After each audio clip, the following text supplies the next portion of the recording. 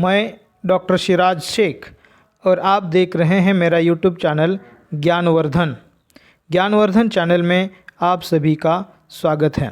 शिवाजी विश्वविद्यालय कोल्हापुर के बीए प्रथम वर्ष कला के लिए प्रश्न पत्र क्रमांक 1 आधुनिक हिंदी साहित्य रखा गया है। इसकी दूसरी इकाई की दूसरी कविता है प्रश्न। यह कविता जयप्रकाश करदम जी द्वारा लिखित है। यह कविता बहुत बड़ा महत्व रखती है। कविता एक तरह से सस्पेंस को लेकर चलती है।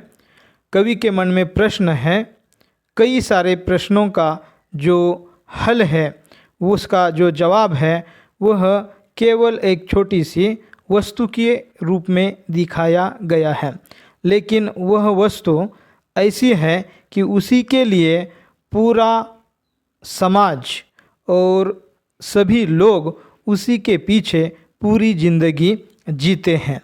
तो आइए आज इस कविता को हम पढ़ते हैं और समझ लेने की कोशिश करते हैं कि इस कविता का मूल मंतव्य क्या है। कविता प्रश्न। मैंने जब से होश संभाला है, छाया की तरह सदैव उसे अपने पास पाया है। मैंने जब से होश संभाला है, छाया की तरह सदैव उसे अपने पास पाया है। जितना मेल जोल और आत्मीयता उसकी मेरे साथ है, जितना मेलजोल और आत्मीयता उसकी मेरे साथ है, शायद और किसी के साथ उतनी नहीं है, इसलिए सबसे अधिक वह मेरे साथ रहती है।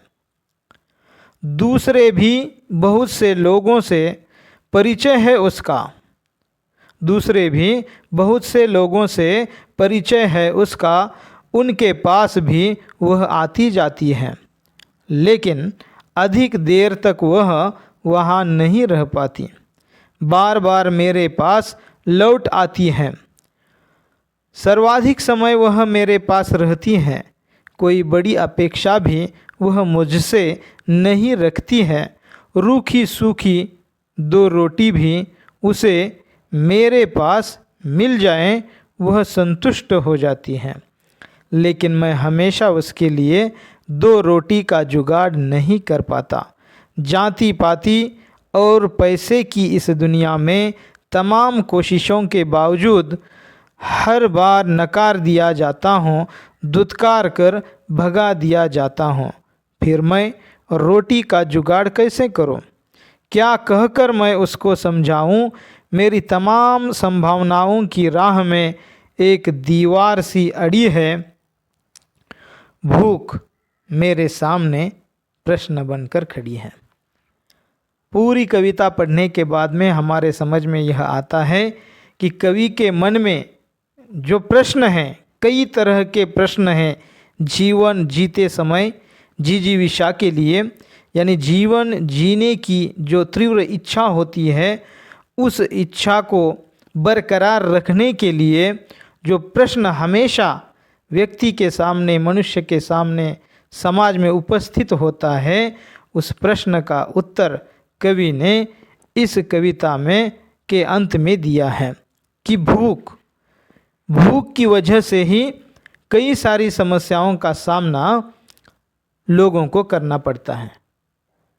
और यह जो प्रश्न है, यह प्रश्न बचपन से ही हमें दिखाई देता है।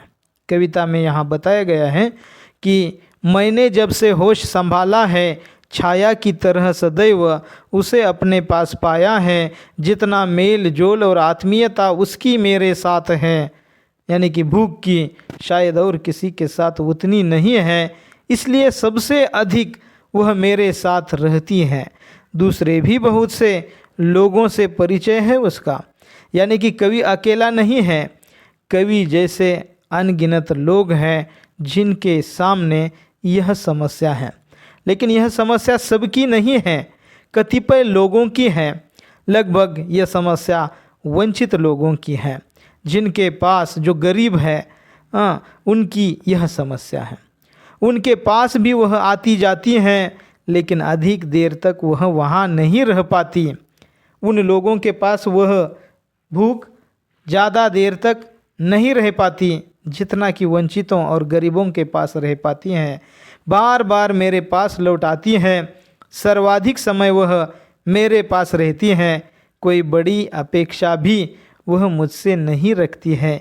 रूखी सूखी 2 रोटी भी उसे मेरे पास मिल जाए वह संतुष्ट हो जाती हैं। यानी कि थोड़ा भी अगर खाना मिल जाता है तो भूख संतुष्ट हो जाती हैं, लेकिन मैं हमेशा उसके लिए 2 रोटी का जुगाड़ नहीं कर पाता। हमारा समाज ऐसा है कि इसमें साम्यवाद के पोषक तो बहुत सारे रहे, लेकिन साम्यवाद को प्रत्यक्ष रूप में स्थापित आज तक होना कठिन हो चुका है। 2 रोटी का जुगाड़ नहीं कर पाता। जाति पाति और पैसे की इस दुनिया में तमाम कोशिशों के बावजूद हर बार नकार दिया जाता हूँ। ये है जात पात, जाति भेद, धर्म भेद और गरीबी अमीरी की खाई, पूंजीवादी और श्रमिकों की खाई। कहीं न कहीं यह कविता हमें प्रगतिवादी दृष्टिकोण से लिखी हुई कविता दिखाई देती हैं। दुत्कार कर भगा दिया जाता हूँ, फिर मैं रोटी का जुगाड़ कैसे करूँ? क्या कहकर मैं उसको समझाऊँ? मेरी तमाम संभावनाओं की राह में एक दीवार सी अड़ी है, भूख मेरे सामने प्रश्न बनकर खड़ी है। इस तरह से इस कविता में कवि ने भूख को अपने सामने का एक बहुत बड़ा प्रश्न माना है, और इस प्रश्न को सुलझाते सुलझाते कवि परेशान हो जाता है, लेकिन वह सुलझ नहीं पाती। इसके पीछे कई कारण हैं। समाज का विभाजन है, धर्म भेद है, जाति भेद है, राजनीतिक कतिपय बातें हैं।